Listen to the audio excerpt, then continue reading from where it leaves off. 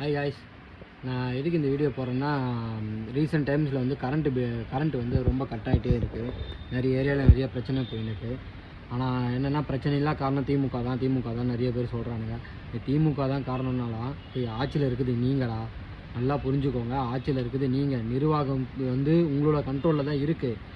உங்களோட கண்ட்ரோலில் இருந்து எப்படி கரண்ட் போகுதுன்னு நீங்கள் தான் அதை பார்க்கணும். இதையும் திமுக தான் காரணம்னு சொல்லி ரொம்ப சொம்படிக்காதீங்க.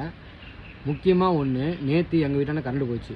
கிட்டத்தட்ட நைட்டு 1:15 கரண்ட் போச்சு. 1:15 கரண்ட் போய் நாங்கள் ஒரு 2 மணிக்கு ஒரு 1:45 இருக்கும் இபி ஆஃபீஸ்க்கு கால் பண்ணி, இபி ஆஃபீஸில் இந்த மாதிரி கரண்ட் போயிடுச்சுன்னா சீக்கிரமாக கரண்ட்டு இது பண்ணுங்கள், அப்படின்னு சரி பண்ணுங்கள் அப்படின்னு சொல்லிட்டு சொன்னோம். இபி ஆஃபீஸ்லேருந்து ஆள் வந்தாங்க. ஃபஸ்ட்டு பவர் ஹவுஸ்லேருந்து ஒரு டீம் வந்தது. அந்த டீம் வந்துட்டு டி நகர் ஃபுல்லாகவே போயிடுச்சு. டி நகர் ஃபுல்லாக போயிட்டு சில ஏரியாலாம் கொஞ்சம் அந்த டீம் வந்து ஒர்க் பண்ணதில் சில ஏரியாலாம் கரண்ட் வந்துச்சு. இங்கே வந்து கரண்ட்டு வரலை. இங்கே வரலன்னா இங்கே இருக்கிற லோக்கல் ஆளுங்க தான் நாங்கள் இது பண்ண முடியும், அவங்க வந்து தான் பார்க்க முடியும், நாங்கள் எங்கே பார்க்க முடியும், எங்களுக்கு அது டியூட்டி கிடையாது, நாங்கள் பார்க்க முடியாது அப்படின்னு சொல்லிட்டு அவங்க கிளம்பிட்டு இங்கே இருக்கிற ஆளுங்க மறுபடியும் வந்தாங்க. அவங்க வந்து கொஞ்சம் நேரம் செக் பண்ணிட்டு இருந்தாங்க. அப்புறம் ஏதோ ப்ராப்ளம் ஆகிடுச்சு, நாங்கள் வெடிஞ்சிச்சு வர, நாங்கள் அதை செக் பண்ணி மாற்றணும் அப்படின்னு சொல்லிட்டு சொன்னாங்க. சரி செக் பண்ணிட்டு மாற்றுங்க அப்படின்னு சொல்லிட்டு வெயிட் பண்ணியிருந்தா 1:15 கரண்ட் போயிடுச்சு. 2 மணி 3 மணி ஆயிடுச்சு. 3 மணிக்கு இவங்க 2:30 தான் இவங்க வந்தாங்க. இங்கே இருக்கிற லோக்கல் ஆளுங்க வந்துட்டு போனவங்க, அதோட அவங்க வரவே இல்லை. நான் அதுக்கப்புறம் நான் வந்து இபி ஆஃபீஸ்க்கு, மெயின் ஆஃபீஸ்க்கு கால் பண்ணி கம்ப்ளைண்ட் ரைஸ் பண்ணேன். நான் அந்த மெசேஜை வந்து இந்த வீடியோவில் கீழே போகிறேன் பாருங்கள். 4:05 கரெக்டாக 4:05 கம்ப்ளைண்ட் ரைஸ் பண்ணேன். கம்ப்ளைண்ட் ரைஸ் பண்ணிட்டதுக்கப்புறம் அவங்க என்ன சொன்னாங்கன்னா, ஒரு 1/4 hour 1/2 hour ஆள் வந்துடுவாங்க சார், நாங்கள் கம்ப்ளைண்ட் ரைஸ் பண்ணுறோம், சீக்கிரமாக வந்துடுவாங்க, பார்த்துருவாங்க அப்படின்னு சொன்னாங்க. கம்ப்ளைண்ட் ரைஸ் பண்ணி எங்களுக்கு கிட்டத்தட்ட 7:10 கரண்ட் வந்தது. அதாவது 1:30 மணிக்கு போன கரண்ட்டு நைட்டு 1:30 மணிக்கு, அதாவது பகல் 1:30 மணினா கூட பரவாயில்ல, எல்லாம் வேலையில் இருப்பாங்க, வெளியே இருப்பாங்க. நைட்டு 1:30 மணி கரண்ட்டு போயிடுச்சு. காலையில் 7:10 தான் எங்களுக்கு கரண்ட் வந்தது.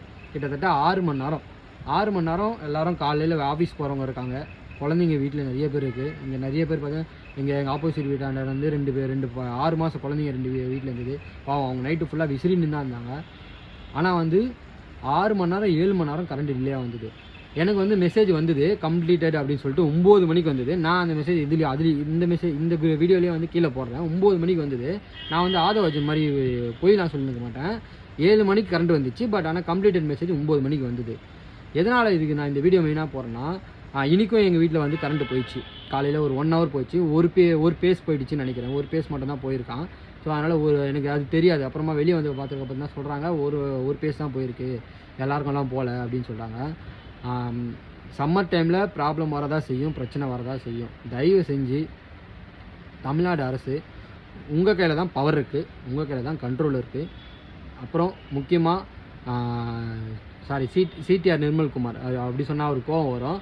ChatGPT நிர்மல்குமார் இருக்கார், அவர்கிட்ட வந்து தயவு செஞ்சு இந்த நியூஸை இங்கே கன்வெர்ட் பண்ணுங்கள். 7 மணி நேரம் கரண்ட் இல்லாமல் நாங்கள் ரொம்பவே கஷ்டப்பட்டோம். யாரும் தூங்கலை, யாருமே தூங்கலை. இதுவும் வந்து தயவு செஞ்சு நீங்கள் தான் சரிப்படுத்தணும். கரண்ட்டு வந்து கண்ட்ரோலு உங்கள் கையில் தான் இருக்குது. இது வந்து சென்ட்ரல் கவர்மெண்ட்டோ இல்லை வந்து இதுவோ கிடையாது, ஸ்டேட் கவர்மெண்ட்டோ கண்ட்ரோலில் தான் இருக்குது.